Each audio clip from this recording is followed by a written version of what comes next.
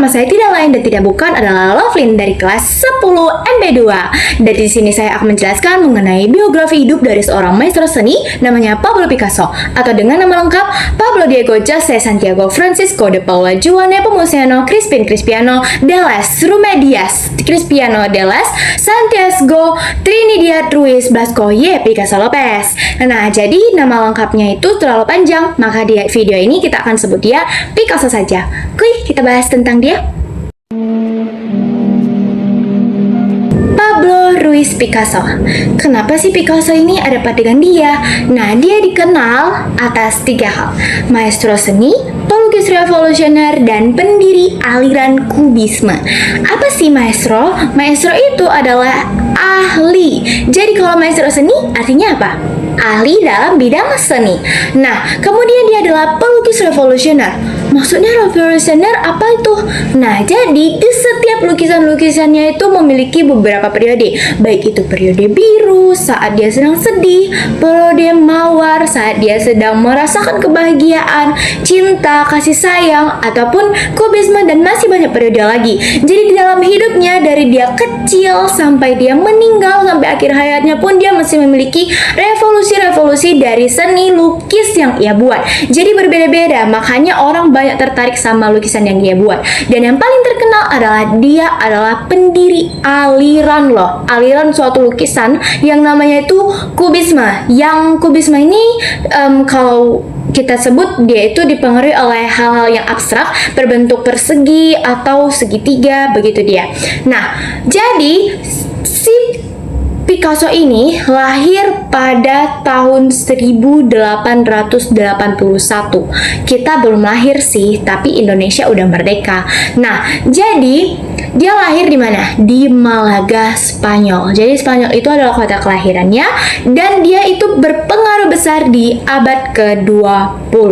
Nah, kematiannya adalah pada tahun 1973, yaitu tepatnya pada saat ia berumur 92 tahun. Memang kalau orang-orang dulu itu ya, umurnya itu sangat panjang. Entah apa sih rahasianya panjang umur. Jadi kita sehat-sehat aja ya teman-teman. Nah, dia meninggal di Prancis. Nah, kenapa di Prancis? Ya, dia itu banyak menghabiskan sisa hidupnya. Bahkan sejak dia mengawali periodenya, yaitu periode biru hingga kubisme, dia itu menghabiskannya di Prancis, teman-teman. Nah, dia sampai meninggal di Prancis ya mungkin karena dia nyaman di Prancis. Bahkan tempat atau makam kematiannya itu adalah di Château of Favornergues, yaitu adalah sebuah wilayah di dekat sebuah kastil, yang dimana wilayah ini memiliki desa. Desa ini terdiri dari 1.000 orang penduduk. Nah, pada saat dia meninggal, dia sebenarnya sudah mengirim beberapa karyanya ke kastil ini dengan tujuan kalau aku meninggal maunya aku dimakamkan di kastil ini saja, karena dia sudah sangat menyukai kastil ini dan dia ingin diabadikan di situ karya-karyanya dengan dirinya. Namun setelah kematiannya, Jacqueline, yaitu istri kedua Picasso yang terakhir bersama-sama dengan Picasso, mengusulkan hal tersebut kepada orang-orang setempat. Namun para penduduk desa tidak menerimanya, sehingga Jacqueline tetap ingin membuat agar si Picasso yaitu suaminya mewujudkan impiannya. Jadi dia memakamkannya di suatu tanah di dekat kastil itu. Jadi tidak jauh-jauh teman-teman, supaya dengan tujuan si Picasso ini masih merasakan ketenangan karena dia sangat mencintai wilayah dari kastil ini di Prancis. Nah, sebelum dari kematiannya, dia memberikan banyak sekali lukisan, yaitu 2.000 lebih. Itu masih lukisan. Kalau dari segi patung, artistik, desain, kostum, dan masih banyak lagi, itu memiliki 20.000 lebih, teman-teman. Bayangkan bagaimana kreatifnya dia di dalam masa hidupnya. Apa yang membedakan Picasso adalah karena seni lukisnya itu. Dia mampu untuk menyampaikan berbagai pesan intelektual seperti yang aku bilang tadi. Bagaimana perasaan dirinya itu dia lukis. Jadi orang-orang itu bisa mengerti apa maksud dari gambar atau lukisan ini yang kontroversial namun tetap menarik di mata kita. Dan dia juga bisa menyampaikan pesan-pesan politik melalui lukisannya, pesan sosial, pesan asmara, mungkin seperti periode mawar, yaitu dia dan dia dikenal bisa melalui batasan-batasan kontroversial itu. Jadi saking seninya itu sangat membara-bara teman-teman, dia memiliki banyak sekali lukisan yang mengandung kontroversi dan banyak orang ingin mengetahui ya. Nah, nanti saya akan jelaskan apa sih salah satu dari lukisan itu. Nah, sementara si Picasso ini pada dia saat berusia 7 tahun, ayahnya sudah melihat adanya bakat-bakat melukis dari si Picasso ini. Jadi dalam ajaran bapak dia, pada saat dia 7 tahun itu, dia sudah diasah untuk mengembangkan bakat lukisannya karena ayahnya yakin anakku ini punya bakat ya dalam melukis. Jadi saat keluarganya pindah ke A Coruña pada tahun 1891, ayahnya di sana bekerja sebagai profesor dari sekolah seni rupa, dan pada saat dia pulang, dia melihat anaknya melukis suatu lukisan, yaitu sketsa burung merpati yang belum selesai.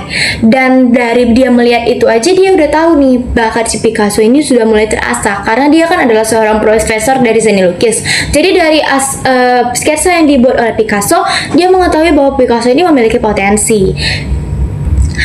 Karena potensinya itu, dia memutuskan untuk berhenti dari lukisan-lukisannya. Ayahnya ini menganggap bahwa anakku bisa melanjutkan bakat atau karirku. Walaupun setelah itu, tahun-tahun setelahnya, lukisan-lukisan dari Jose, yaitu ayahnya Picasso ini masih tersebar dari tahun ke tahun. Tapi dia sudah berhenti melukis. Nah, semenjak itu, setelah kebahagiaan itu kan nggak selalu ya kita berbahagia.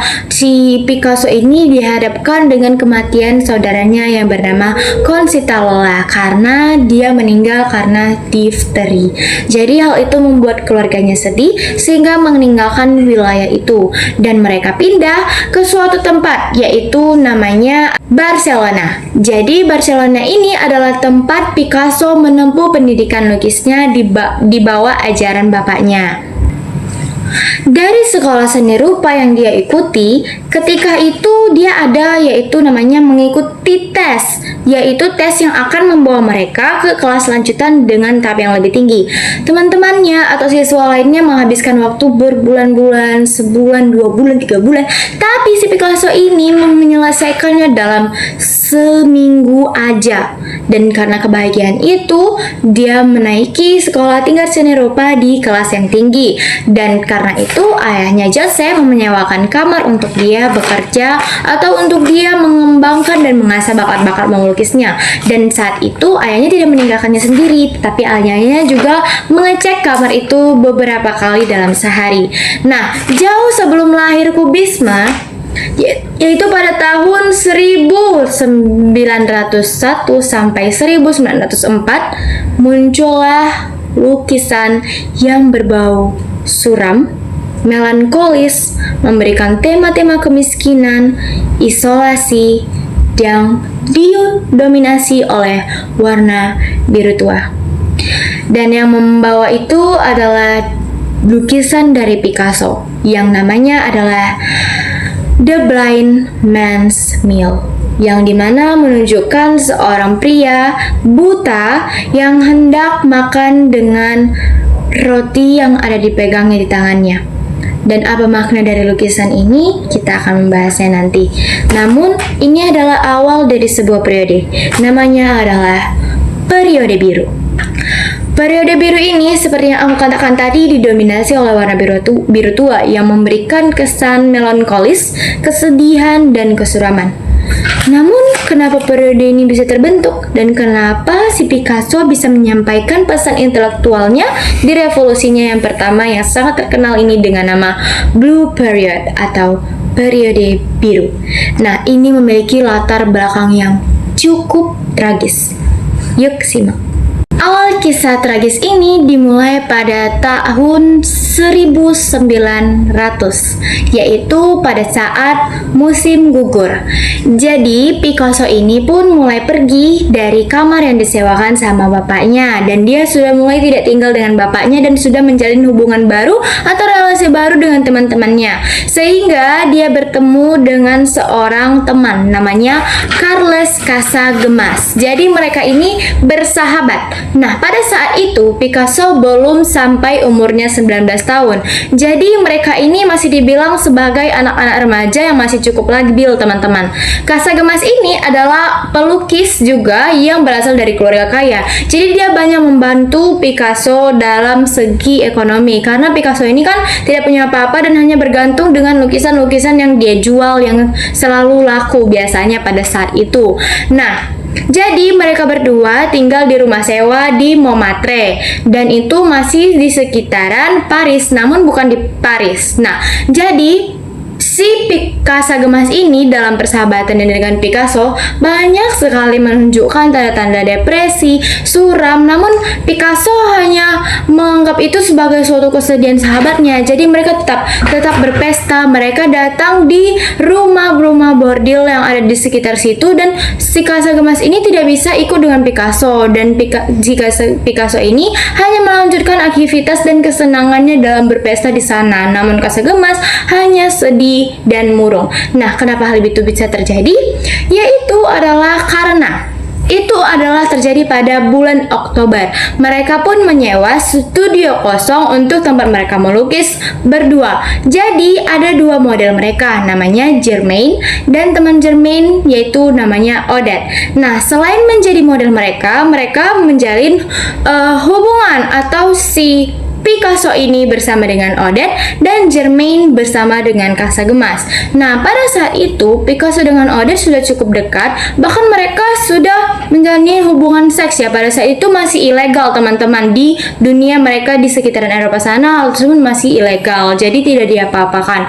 Namun Casagemas ini tidak dapat melanjutkan hubungan cintanya dengan Germaine karena dia impotensi, sehingga si Germaine ini tidak bisa dekat-dekat dengan Casagemas, dan pada akhirnya Germaine pun menikah tidak dengan Casagemas. Hal itu membuat Casagemas semakin depresi, hingga pada suatu malam saat Picasso dan Casagemas hendak kembali ke Paris menggunakan kapal, Casagemas ini bilang, "Picasso, kamu duluan saja, aku ingin menjalankan suatu aktivitas, yaitu menembak Germaine untuk terakhir kalinya," yaitu menyatakan perasaan cinta untuk terakhir kalinya. Karena si Casagemas ini sudah berkali-kali menembak Germaine atau menyatakan perasaannya, namun Germaine selalu menolaknya dengan alasan internal maupun eksternal dari perasaan mereka. Karena itu pada malam itu Casagemas berniat untuk sepenuh hati, sungguh-sungguh, untuk terakhir kalinya aku ingin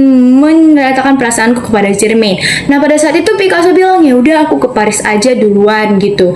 Nah, jadi mereka berpisah dan si Casagemas tetap di Montmartre, sementara Picasso sudah dalam perjalanan menuju ke Paris. Jadi dia tidak bersama dengan sahabatnya.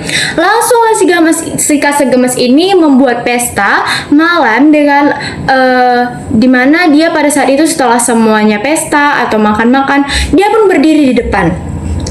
Lalu untuk terakhir kalinya dia menyatakan cintanya kepada Germaine. Namun hal yang sama terulang kembali. Germaine menolaknya pada malam itu. Dan karena itu, Casagemas sudah berpikiran matang. Dia langsung mengambil pistol dan langsung mengarahkannya ke kepala Germaine. Namun, hal itu meleset. Banyak kontroversi yang terjadi. Ada yang mengatakan bahwa Casagemas sebenarnya tidak berniat untuk membunuh Germaine. Tapi, ada juga kontroversi bahwa Casagemas terlalu sedih, jadi dia memegang pistolnya gemetaran sehingga meleset. Nah, di luar daripada itu semua, Germaine tidak kena. Melainkan siapa yang kena? Casagemas. Dia memutar balik pistolnya dan membunuh dirinya sendiri di pesta malam itu. Dan dia masih sekarat, dia dibawa ke rumah sakit sehingga dia meninggal di rumah sakit pada malam itu. Mendengar berita duka cita itu, si Picasso langsung terpuruk karena kematian sahabatnya. Dia langsung membuat sebuah lukisan judulnya The Death of Casagemas, atau juga ada Casagemas in Coffin, yaitu Casagemas dalam petinya. Dia melukiskan Casagemas dengan suatu lubang di pelipisnya, yaitu tempat Picasso ini membunuhnya. Namun setiap tokoh dunia ya teman-teman memiliki kekurangan dan kelebihan. Kelebihannya tadi ya saya ingin mengatakan bahwa dia menyampaikan pesan secara intelektual gitu.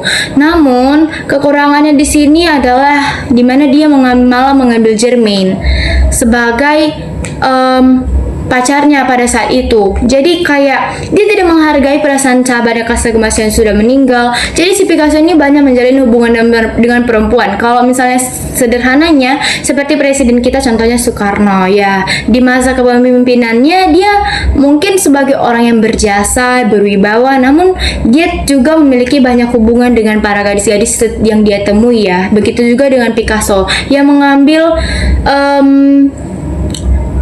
orang yang disukai oleh Casagemas, walaupun pada saat itu Casagemas sudah meninggal, dia menjalin hubungan dengan Jermaine. Ya begitulah kehidupan atau kisah tragisnya. Dan pada saat ditanya, si Picasso ini mengatakan bahwa Casagemas sahabatku membuatku mengawali suatu periode biru. Jadi dia sudah langsung terus terang bahwa periode baru yang muncul adalah karena kejadian tragis sahabatnya. Karena sedih dong, dia tidak berada di saat-saat itu. Dia sedang berjalan menuju Paris dan mendengar bahwa sahabatnya ternyata bunuh diri. Dia tidak menduga hal itu akan terjadi. Jadi itu adalah saat-saat periode dimulai. Periode biru yang menunjukkan tentang melankolis dan kesuraman. Sebenarnya teman-teman pada saat periode biru ini karya-karya lukis yang dibuat oleh Picasso banyak tidak laku dari yang sebelum-sebelumnya. Kenapa? Karena orang-orang di sana tidak tertarik akan lukisan-lukisan yang mengandung bau-bau miskin, buruk, dan kesedihan. Jadi tidak ada yang tertarik sehingga pada saat itu Picasso itu sangat miskin. Jadi dia membuat suatu lukisan yang terkenal yang aku akan jelaskan pada saat ini, namanya adalah The Old Guitarist. Jadi banyak yang mengatakan bahwa Picasso ini menggambarkan dia sendiri. Jadi The Old Guitarist ini menunjukkan adalah seorang pria tua yang kurus, hampa, tanpa harapan memegang sebuah gitar. Sebagai makna bahwa hanya itulah seharapan satu-satunya, hanya itulah sesuatu hal yang dia miliki. Seperti Picasso yang hanya memiliki bakat lukis, untuk menyampaikan pesan-pesannya dari lukisan tersebut. Jadi dia melukiskan orang itu. Nah, selain itu, sebenarnya dari balik lukisan The Old Guitarist ini mengandung makna teman-teman. Karena ketika dilaser dengan inframerah, para peneliti melihat di belakangnya itu, di balik seorang pria itu, ada lukisan samar yang menggambarkan ada seorang ibu sedang menyusui anaknya. Di sampingnya ada kambing atau hewan yang kurus krempeng juga.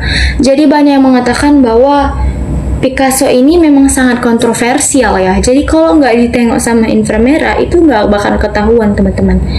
Dia adalah seorang ibu. Bagaimana dia dapat melukis hal tersebut di balik tinta-tintanya dengan dominasi pria tua di depannya, masih ada lagi suatu hal-hal tersembunyi, itu seorang ibu menyusui anaknya dengan makna-makna yang mengatakan bahwa anaknya ini hanya memiliki harapan dari ibunya karena kemiskinan mereka hanya memiliki satu sama lain. Atau dengan hewan seperti kami yang kelaparan, yang penting dominasi lukisannya ini adalah suatu hal yang melankolis. Namun banyak juga ahli yang mengatakan bahwa itu hanya sebuah lukisan gagal. Jadi si Picasso ini sekarang sudah terlanjur miskin, dia menulis The Old Guitarist itu ditimpanya aja di lukisan seorang ibu yang menyusui anaknya. Jadi itu adalah dua tanggapan dari orang-orang. Ada satu tanggapan yang mengatakan bahwa saking kreatifnya dia membuat lukisan dalam lukisan yang sama-sama mengekspresikan kesedihan. Namun tanggapan kedua seperti yang aku bilang tadi, ya dia tidak memiliki tempat untuk melukis lagi, jadi dia menimpa gambar The Old Guitarist itu. Nah, inilah saat-saat periode biru. Namun kesedihan tidak berlangsung selamanya, dan ini dimulai lagi dilanjutkan dengan periode selanjutnya, yaitu adalah periode mawar, yang dimana banyak kasih, sukacita, dan kebahagiaan menyelimuti Picasso. Bagaimana ceritanya? Setelah banyaknya lukisan yang dia berikan, lukisan melankolis sampai 1904 adalah akhir dari periode birunya Picasso.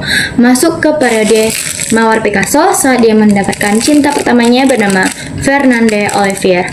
Fernande Olivier ini adalah pelukis bohemian juga. Jadi mereka sama-sama melukis. Jadi bisa dibilang mereka frekuensi. Dan itulah awal periode mawar Picasso saat dari kesedihannya dia menemukan kebahagiaan. Jadi dia menyampaikan pesan intelektual lagi kepada khalayak umum. Jadi di situ karya-karya dia mulai naik lagi teman-teman, karena orang-orang peminat dari lukisannya ini cukup banyak. Jadi dia mulai mendapatkan uang, jadi ekonominya masih terbantu sampai pada saat itu. Nah, di periode mawar ini tidak banyak hal yang dilakukan, namun sebagai topik utamanya ya dia lukisannya laris, kebahagiaannya tersirat di situ hingga pada tahun 1907. Nah, jadi periode mawar ini adalah transisi dari periode biru ke periode primitifme. Jadi primitifme ini adalah awal atau tonggak dari munculnya aliran kubisme nantinya, yaitu dimulai dengan tahun 1907 Picasso memberikan atau menunjukkan lukisan barunya, namanya adalah Les Demoiselles d'Avignon pada tahun 1907. Dia memberikannya kepada sebuah studio untuk dicek atau dilihat bagaimana lukisannya ini bagus atau enggak dipublikasikan. Namun reaksi mereka sangat di luar nalar teman-teman. Mereka memberikan reaksi jijik, keterkejutan. Jadi langsunglah ketuanya itu namanya Matisse menolak dengan marah kepada Picasso karena telah melukis lukisan yang aneh dan tidak dimengerti oleh mereka, sehingga itu ditolak. Dan sampai pada tahun 1916 bahkan Picasso tidak mempublikasikan lukisan itu sampai dia bertemu dengan temannya namanya Georges Barque, yaitu mereka berdua, kalau kalian cari, mereka berdua adalah pencetus aliran kubisme. Jadi bagaimana mereka bisa diterima itu sangat susah ya teman-teman. Mereka berdua melukis banyak sekali aliran-aliran kubisme yang berbau kubisme, banyak ditolak oleh beberapa studio. Nah, kenapa Les Demoiselles ini ditolak? Yaitu karena dia melukis ini dengan tiga figur di sebelah kiri terinspirasi oleh patung Iberia.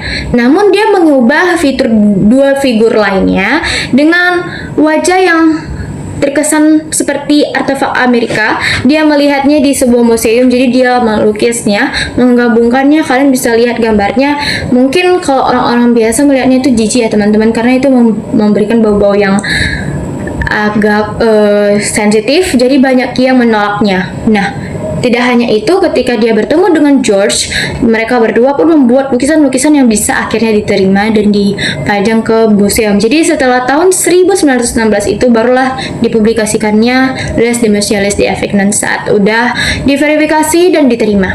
Begitulah kisah hidup Picasso dari periode-periodenya, periode biru, mawar, primitifme, sampai aliran kubisme. Dia melalui itu semua gak mudah teman-teman. Banyak kesedihan, kesuraman yang dia lalui. Sampai pada saat dia memiliki istri kedua, namanya Jacqueline, yang seperti kalau kalian ingat aku ada bilang di awal, itulah istri terakhir yang menemani hari-harinya hingga akhir hayatnya. Dan mengapa saya memilih tokoh ini? Karena kisah hidupnya. Ya, kalau kalian dengar tadi, saya sangat terinspirasi bagaimana dia kehilangan sahabatnya, bagaimana dia menemukan kebahagiaan itu pada saat periode mawar. Dia tuh mengajarkan kepada kita kesedihan itu tidak berlangsung selamanya. Walaupun kalau pada saat itu dia sangat benar-benar terpuruk ya teman-teman, atas hari-hari yang dihabiskan sama Casagemas, terus tiba-tiba Casagemas meninggal tanpa sepengetahuan dia. Itu sangat menyedihkan teman-teman. Hingga saat-saat dia memberikan atau mencetuskan aliran kubisme, dia yang membuka aliran itu sendiri, ditolak hingga diterima setelah tahun 1916. Sangat susah pokoknya kehidupan dia itu teman-teman. Banyak hal-hal yang dia lalui, kesedihan, kesuraman. Jadi apa yang mau saya katakan, hidup kita ini tidak hanya di fase itu aja. Seperti revolusi lukisan yang dilukis oleh Picasso ini, tiap fase kita itu ada teman-teman. Fase kesedihan, kebahagiaan, bahkan saat kita menunjukkan bakat kita. Picasso pernah berkata bahwa hidup ini bukan tentang mencari bakat, tetapi bagaimana kamu give it away, memberikannya secara cuma-cuma, menampilkannya kepada publik, memberikannya kepada orang-orang, membantu orang-orang. Maknanya adalah kita hanya kita tidak hanya untuk menunjukkan kelebihan kita kepada orang lain, tapi bagaimana cara kita untuk memanfaatkannya untuk bisa berguna kepada orang lain. Itulah motivasinya Picasso. Bahkan hingga akhir ayatnya, pada umurnya yang ke-92 dia dimakamkan. Walaupun dia tidak dimakamkan di kastil kesukaannya, tapi karena kebaikan hidupnya, istri keduanya Jacqueline memutuskan untuk membeli tanah di sekitar kastil itu. Yang penting Picasso ini dapat mewujudkan impiannya. Walaupun tidak berada di kastil itu, tapi dia tetap berada di area kastil impiannya untuk dimakamkan. Jadi sekarang museum kastil yang aku sebutkan tadi itu sudah dibuka karena usaha dari Jacqueline hingga sekarang, namun tidak untuk seluruh publis ya, untuk tidak dipublik semua, karena di situ banyak sekali figur-figuran dari yang ditinggalkan Picasso yang ia sukai dipajang di situ. Begitulah kisah hidup Picasso dari awal dia lahir sampai dia meninggal di umur ke-92 tahun, dan bagaimana saya memilihnya, kenapa saya memilihnya, apa yang indah dari dia, apa kekurangan dia.